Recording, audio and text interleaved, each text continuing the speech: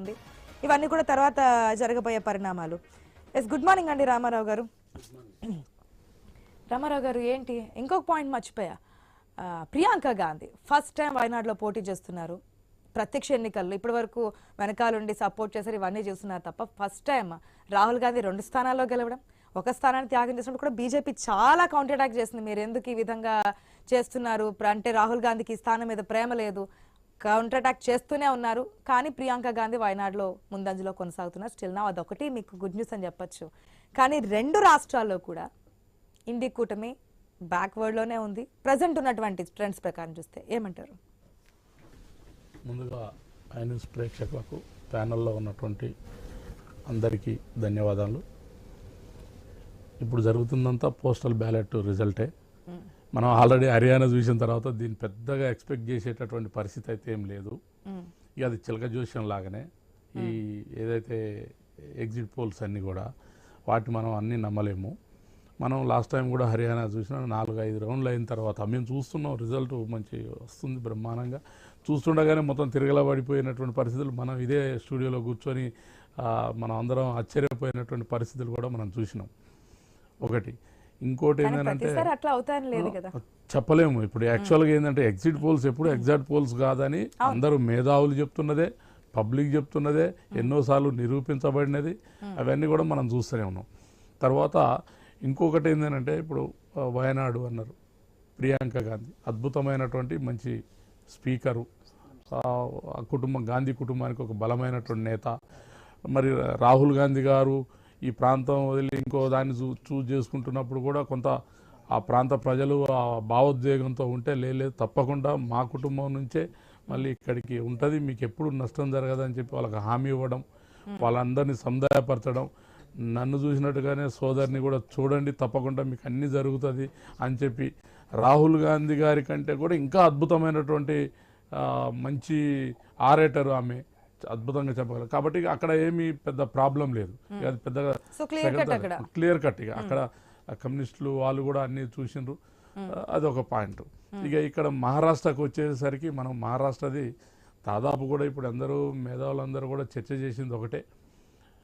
మన లోక్సభ ఎలక్షన్లో చూసినాం బీజేపీకి ఎంత ఎదురు దెబ్బ తగిలిందో మనం అందరం చూసినాం.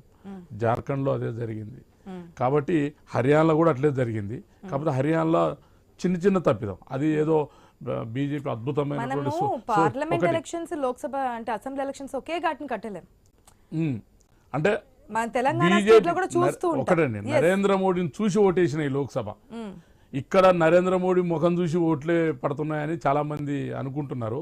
కానీ లోక్సభ ఎన్నికల్లో రాహుల్ గాంధీ వర్సెస్ నరేంద్ర మోడీ పడింది. అక్కడ ఎంత ఎదురు దెబ్బ తగిలిందో కూడా మనం చాలా స్పష్టంగా అర్థం చేసుకోవచ్చు.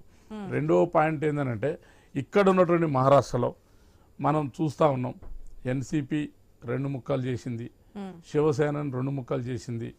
ఈవెన్ మళ్ళా బాల్ ఠాకరే కుటుంబంలో కూడా ఉద్ధవ్ ఠాకరే, రాజ్ ఠాకరే విడిపోవడానికి కారణం కూడా బీజేపీ పాత్ర అనేటటువంటి ఫస్ట్ నుంచి కూడా అందరికీ తెలిసినటువంటి సత్యమే.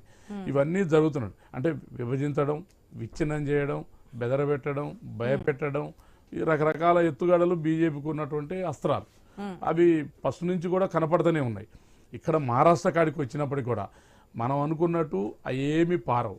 మహారాష్ట్ర ప్రజలు చాలా తెలివైన వాళ్ళు, అంత ఈజీగా మోసపోయేటటువంటి పరిస్థితి లేదు. ఇప్పుడు షిండే 2.5 ఏళ్ల పరిపాలనను కూడా చూసిన తర్వాతనే లోక్సభ ఎన్నికల్లో వాళ్ళు చేసినటువంటి పరిస్థితులు, ఆ ప్రభుత్వ పాలనను కూడా చూశారు. కేవలం షిండేని పప్పెట్లాగా పెట్టి వెనక బీజేపీ ఉండి ప్రభుత్వం నడిపిస్తుంది అనేటటువంటిది కూడా అక్కడ ఉన్నటువంటి ప్రజలందరూ కూడా భావించారు. అందుకనే లోక్సభ ఎన్నికల్లో భారీ ఎత్తున దెబ్బ తగిలింది. ఉత్తరప్రదేశ్లో ఎట్లా జరిగిందో తర్వాత మళ్ళీ మహారాష్ట్ర అదే దెబ్బ తగిలింది. కాబట్టి ఇప్పుడున్నటువంటి రిజల్ట్ తప్పకుండా ఇండియా అలయన్స్ ఫిగర్స్ మామూలుగా వస్తూనే ఉంటుండే. మనం 4-5 రౌండ్లు అయినాక మనకు అర్థమైంది. మహారాష్ట్ర విషయానికి వస్తే 288లో మనకి 145 మ్యాజిక్ ఫిగర్, దాదాపుగా 143 మ్యాజిక్ ఫిగర్ కి దగ్గరలోకి రావడం జరిగింది మహాయుతి కూటమి. మ్యాజిక్ ఫిగర్ దగ్గరికి వచ్చింది. అది పోస్టల్ బ్యాలెట్ ఫస్ట్ రౌండ్ ఫలితాలు కూడా యాడ్ అయి ఉండొచ్చు. మాక్సిమం 149 మ్యాజిక్ ఫిగర్ క్రాస్ చేసింది. అంటే ఇదే ట్రెండ్స్ కొనసాగితే కనుక ఏంటి పరిస్థితి?